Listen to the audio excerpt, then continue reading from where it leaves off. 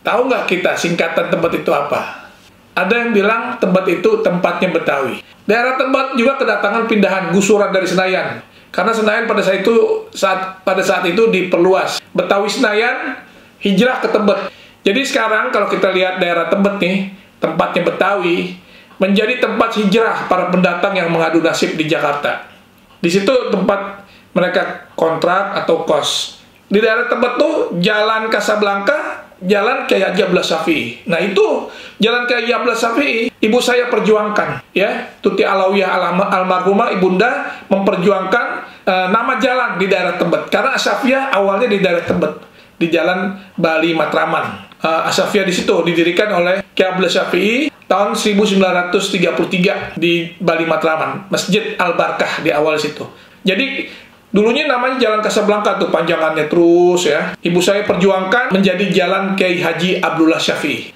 Jadi sekarang kalau kita lihat daerah Tebet nih, tempatnya Betawi, menjadi tempat hijrah para pendatang yang mengadu nasib di Jakarta. Penduduk asli Tebet tuh mulai ke pinggir ya, mulai tersingkir karena para pendatang mulai taruh uang tuh di atas meja bertumpuk-tumpuk, membuat dengkul kita gemeter.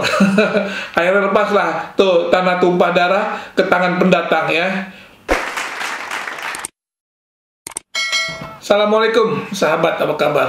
Tanggal 22 Juni 2020 ini kita kan ulang tahun Jakarta yang ke-493. Saya ada sedikit ingin berbagi cerita nih. Salah satu daerah di Jakarta yaitu di kawasan Tebet, Jakarta Selatan. Tahu nggak kita singkatan Tebet itu apa? Ada yang bilang Tebet itu tempatnya Betawi.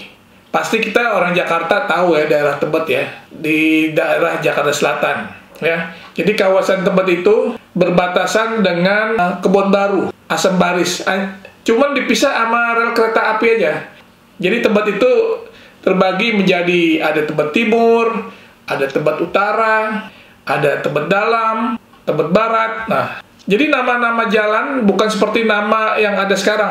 Dulu namanya Tebet Timur Raya itu namanya Usdek. Tebet Timur dekat Balai Rakyat dulunya namanya Keramika. Nah, Tebet Dalam dekat sekolah 17 Agustus namanya Perdapa. Tebet Timur Dalam dekat sekolah Muhammadiyah itu namanya Haji Asbah. Jadi masih banyak lagi ya nama-nama zaman dulu seperti Taman Tebet, Taman Kodok, Tikungan Maut Jalur Hijau. Jadi sekarang udah ganti tuh. Dan generasi yang lahir tahun 2000-an ini pasti nggak kenal tuh daerah-daerah yang tadi saya sebutkan.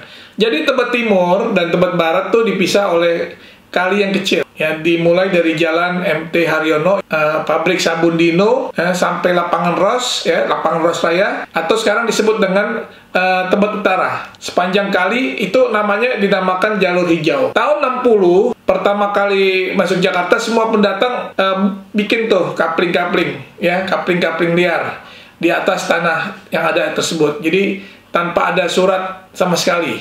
Jadi masing-masing wilayah ini punya pasar buat kebutuhan sehari-hari.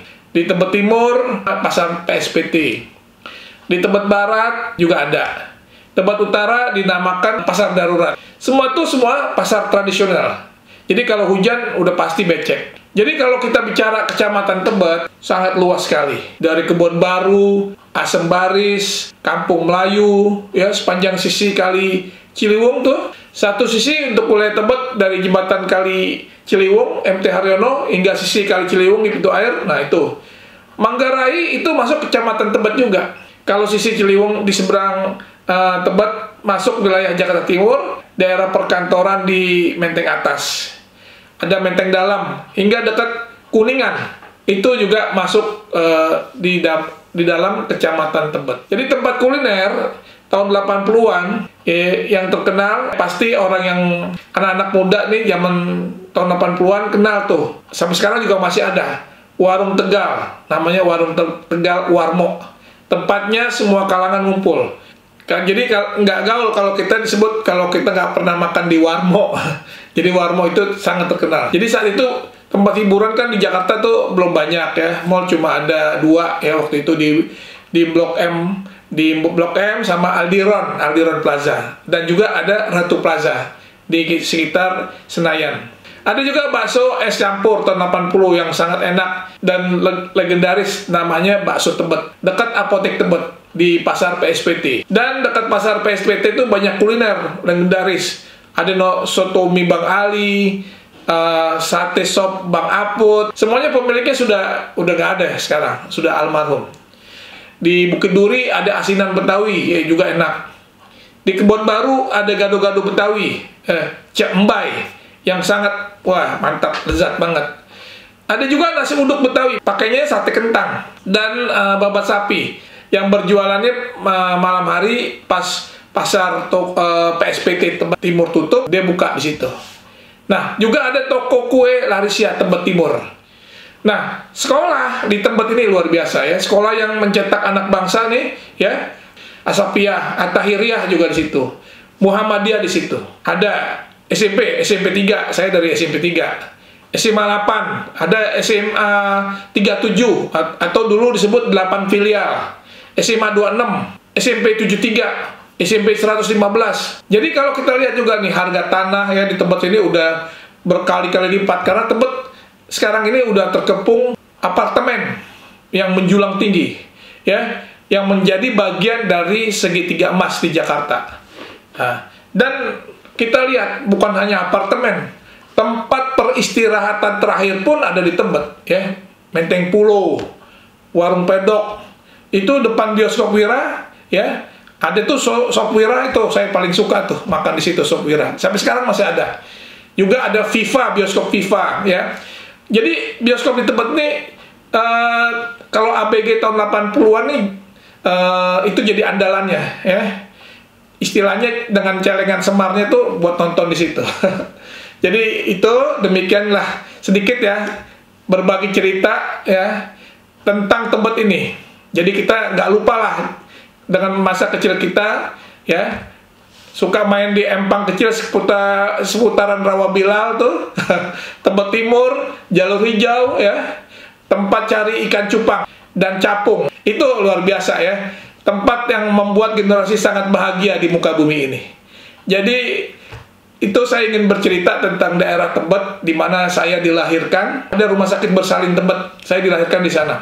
Demikian sahabat Bang Day, cerita sedikit tentang daerah Tebet. Kalau orang yang belum tahu, Tebet itu apa sih? Tempatnya Betawi. Nah, jangan lupa nih Bang, ini ada channel yang keren banget.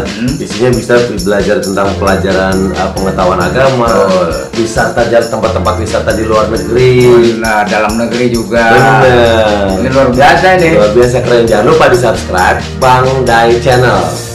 Saya sekarang silaturahmi ke tempatnya Bang Day. Alhamdulillah. Bang, keren banget channelnya. Wah, keren banget nih Bang Day Channel. Isinya apa aja Bang channelnya Bang? Hal-hal positif lah. Ngobrol-ngobrol sama pelawak-pelawak ya Bang. Oh, ngobrol-ngobrol pelawak dan segala macam yang kaitan dengan memberikan semangat. Ya, sukses Bang Day. Makasih. Follow juga Instagram ini. Jangan lupa di subscribe Bang Day Channel. Yang mau tahu soal apa aja, silahkan subscribe channel Bang Day. Bang Day Channel.